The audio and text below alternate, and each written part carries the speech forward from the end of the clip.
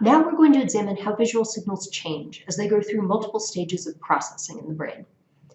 In the photoreceptor cells of the retina, light hitting the eye is transformed into a neural signal. Each photoreceptor is telling you, basically, whether one small part of the world is light or dark. Next, the signal from the photoreceptors is sent through a series of other brain areas.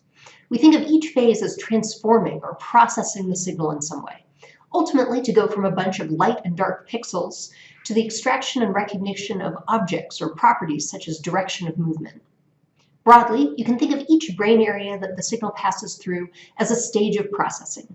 It gets some input from the previous area, transforms that input through the local neural circuits, and then sends an output to the next brain area for further processing. This processing begins in the retina, where responses from multiple photoreceptors are pooled and compared through multiple layers of neurons. The signal is then sent to the thalamus, which acts as a relay station for most of our senses on the way to the cortex.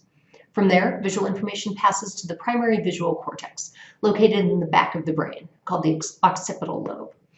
After that, visual signals are split into two streams, one of which processes information primarily about shape and color, and the other of which identifies motion.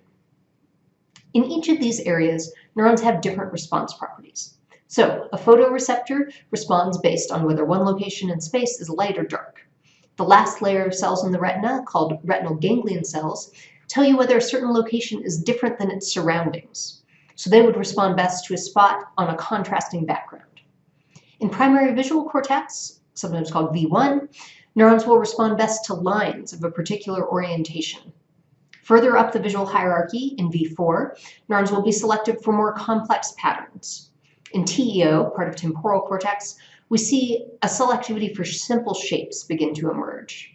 And finally, in inferotemporal or IT cortex, we find neurons that respond to particular complex objects, such as faces or animals or hands. Each of these brain areas has its own physical map of visual space within the cortex. This physical separation of signals originating from different locations prevents you from confusing the visual signal from one location in space with others. This means that a photoreceptor in the retina sends its information about that one location in space to just a fraction of all the V1 cortical neurons, and those neurons will respond to that same area of space. In other words, the V1 neurons will have a receptive field that combines the receptive fields of the photoreceptors they get input from. Note that, like the map of the body and the motor system, these visual maps in each area are distorted. Much more space is devoted to representing the part of visual space near the center of our gaze, where we have a higher resolution vision. The right hemisphere of the brain gets information about the left visual field, and the left hemisphere gets information about the right visual field. Here's a picture showing the map of visual space within primary visual cortex.